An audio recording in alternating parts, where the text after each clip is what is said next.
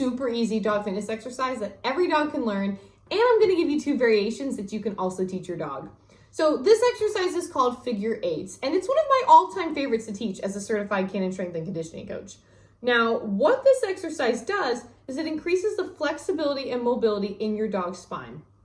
Now, why is that important? And honestly, it's a couple of different reasons. So one, if you have a sport dog that does a lot of tight turns, for example, agility, fly ball, coursing, potentially PSA, frisbee for sure, your dog needs to be able to be strong enough to make those tight turns while staying balanced and not be stiff in their spine. Because when they are, that's when injuries happen.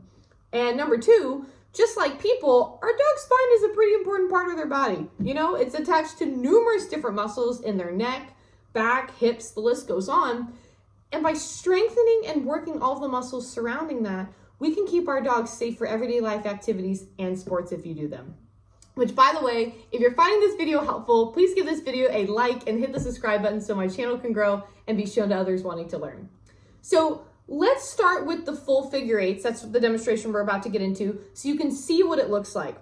I want to give you an equipment tip right here. So first, you can use any item that is tall enough for your dog to go around. If you have cones, but they're really short, like the little soccer ones for little kids, and if you have a larger dog, I would get something else because they're just gonna walk on top of them, I promise. I've seen it 1,000 times. I've used a variety of different things. I've used stacked books, dog bowls, a raised feeder turned on its side, get creative. You can use a Cavaletti set of cones and poles if you want. I'm gonna be showing the cones from the set I have. If you wanna get a set, you'll use it in a ton of different exercises moving forward. I've linked the set I'm using, or the set I always recommend, below from Amazon. You don't need to spend a lot of money on plastic cones and poles, people, I promise. So that one's the most affordable set I've found, and it's a full set, so it'll do you good. For this demonstration, I am gonna use a food lure to show you how you can teach your dog.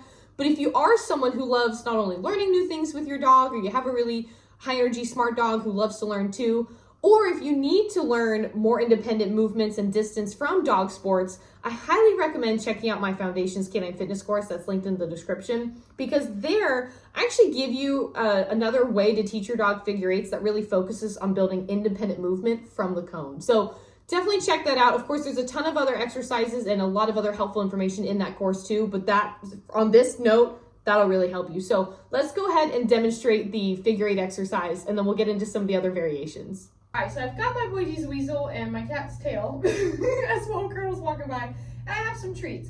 Now I have 2 cones set up. Yes, I know. When you first start this, you want your cones wide. You don't want them too close together, because the closer the cone, the tighter the turn. And if your dog is learning this and they're working to improve the mobility and flexibility in their spine, they can't make super tight turns to start. Excuse you, just sit. I'm trying to explain. His little tail, he's so excited. So Diesel's gonna show the figure eights, and then I'm gonna grab Annie to show you some of the tighter turn things and the other 2 variations, just because she's really good at it. And he can do it too, but you'll see why I'm using her. So with a treat in your hand, what you're gonna do first is, again, this is the food lure method. You can just take a treat and lure them around the cone, and then reward in the middle before you do the second. Then you're gonna repeat on the other side. Yeah, good boy, good job. And then we're gonna do it again. See how his body is curving around the cones? That's what we're looking for. Good boy, good job. Now, a little pro tip, I give this often. If your dog is almost like kind of running into the cone or stepping into it, you can use your body pressure to kind of aid you there. So I'm gonna give an example. So if Diesel was staying too close to this, I can kind of walk towards him and see how his butt went, woo, it kind of swung out. Good boy. That's what I'm looking for. So we'll do it again here. It's a little close. Let's do a little, woo, good boy. I know it sounds silly, but sometimes just keeping it silly and easy is fun. I like breaking in the middle when you're first starting out, because then it just kind of breaks up the movement and makes it easier to digest for both you and your dog. Because as much as your dog is doing this, so are you, and I can't tell you how many times handler error is the problem and not our dogs. And I'm including myself in that statement. But as your dog starts to get it, what you can do is you can start to phase out the food in the middle. Oh, you embarrassed me, Bubba. You didn't quite have it. Let's finish that one more time. You can phase out the food in the middle and then reward at the end.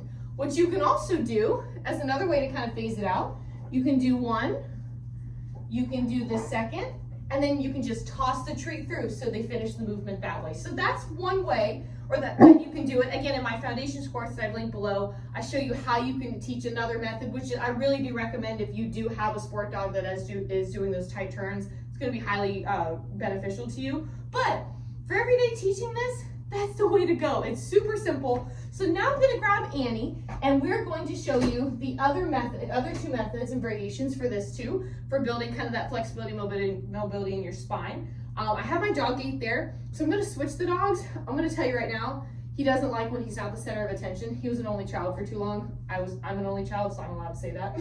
So he's going to whine, just so you know, but he's fine. He's just jealous. So come here, Bananas. Now it's your turn. Good girl. Ready, Diesel? I got a cookie. Let's go get it. Good job, Bubba. All right, Bananas. She's like, I'm ready. So the first variation is kind of a beginner level where we start, but I wanted to start with the main version so you can see where it can even lead up to. And you can also start with that. So if I can't talk. If you've taught your dog how to spin and flip, aka a right and left circle, this is kind of the foundations of this. So again, you can use a food lure and just guide your dog, she's a pro, in a circle in one direction, reward. You can repeat, good girl. And once your dog is proficient in the one side, we can start to add in the other. Yes, good girl. Yeah, good girl. Now, with her, again, you can tell she's good at this, she's done this. She has a verbal cue to it, and she's moving a little quick, right? We don't want super fast movements, and I want to show you why. If our dog isn't keeping, we're not backing up. If our dog isn't keeping all 4 feet on the ground and they're just kind of whipping around, they're not really creating that bend in their spine. Sometimes they're kind of just staying straight and they're going, here, Annie, come right here. Annie, sit. Annie, sit. We're not backing up. Sometimes it looks like they're doing this, whoa, or like this. Like they're kind of pivoting on one foot, which we don't want that. We want slow, deliberate movements in that bend. So once your dog has kind of figured out what you're asking, you can then start to add a verbal cue. So I was changing my treat. Spin, yes. Any flip, yeah, good girl. And that's one way that you can also do it. Another variation, which is the third variation, and this is one, again, Annie's really good at. Diesel knows how to do it, but again, you're about to see why I'm using the Banani. But you can do any of this with large breeds as well, or extra large breeds. Sometimes it just depends on how tall you are and how sturdy you are, which you're going to see in a second. Another variation is leg weaves. So that is when you take your dog and you kind of, Annie, around, get ready, and you kind of feed them around, and see how she's making these tight turns to wrap around my leg? That is another variation of doing this. So how you teach this to your dog is put treats in both hands, and you're basically going to switch off once they get to the middle from the other direction. So I'll show you.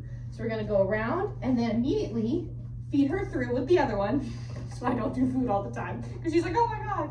Feed it through and then reward in the middle. And then I'm going to do it from the side here. Get ready. So you can kind of see another perspective. Going around, meet in the middle. Yes. And around and meet in the middle. Yes. And good girl, go get it.